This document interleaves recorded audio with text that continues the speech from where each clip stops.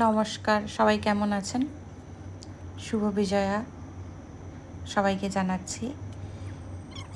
Bhaiphonta special আমি একটু chicken বানিয়েছিলাম, দেশি মুরগির কষা আর কি।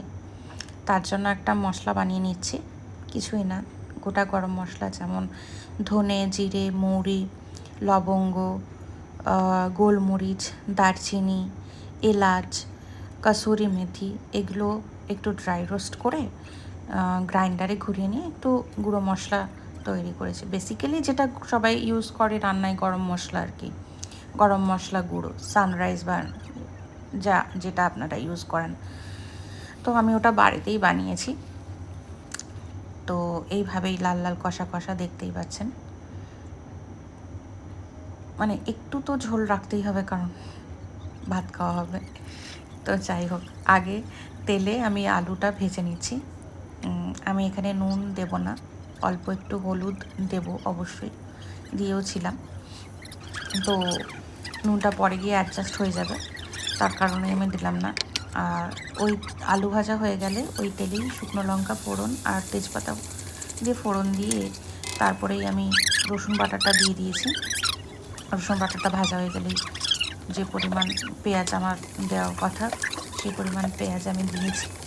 আমি এত মেপে ঝেপে, আমি তো শেফ নেই, তো আমি গ্রাম অত বলতে পারবো না। তো পেঁয়াজটা যাতে ক্যারামেলাইজড হয়ে যায় তার জন্য এই ভাত তেলে দেওয়ার পরেই আমি অল্প নুন আর চিনিটা দিয়ে দিই, তাতে সুন্দর পেঁয়াজটা লাল হয়ে যায় আর ভাজাটাও দারুণ হয়।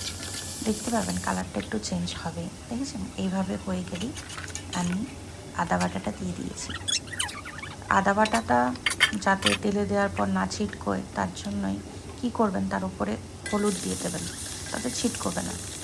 হলুদ বা লবণ যে কোনো একটা। তো দেওয়া হয়ে গেছে। তারপর আমি যেটা কিছুটা কাঁচা লঙ্কা কাটা হয়েছিল ওটা দিলাম।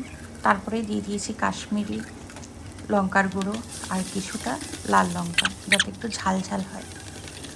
তো যাই হোক, এরপর ভালোভাবে মশলাটা কষিয়ে গেলে একটু সামান্য জল দেব, যাতে মশলাটা পুড়ে না যায়, কারণ এখনও তো কষতে বাকি আছে, মাংসের সঙ্গে কষলে আরও কষবে।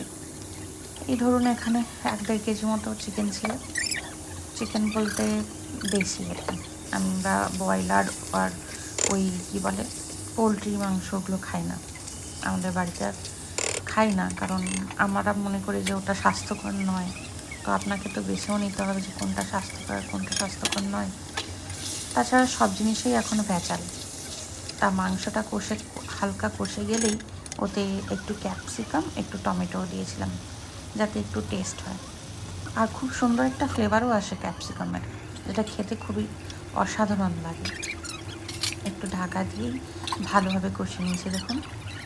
আর এই সময় আমি ওই যে গুঁড়োটা বানিয়েছিলাম, মশলার গুঁড়োটা, ওটা দিয়ে দিয়েছি। এরপরেই ভেজে রাখা আলুটা দিয়ে খুব ভালোভাবে চিকেনটাকে আমি কষিয়ে নেব। এখনই জল অ্যাড করব না, আরও ভালোভাবে কষিয়ে। ও হ্যাঁ, আমি গরম জল দিয়েছিলাম, আপনারাও এভাবে গরম জল ইউজ করবেন, দেখবেন রান্নার একটা আলাদাই স্বাদ হবে আর রান্নাটা খুব তাড়াতাড়ি এগিয়েও যায়। কারণ ঠান্ডা জল দিলে ফুটবে, গরম হবে, একটু লেট লাগবে, একটু টাইম লাগবে। তো তা এখানে যদি আপনি একটু গরম জল ব্যবহার করেন না, রান্নার স্বাদও হবে আর তাড়াতাড়ি আপনার রান্নাটাও হয়ে যাবে। শেষে ধনেপাতা দিতে ভুলবেন না কিন্তু।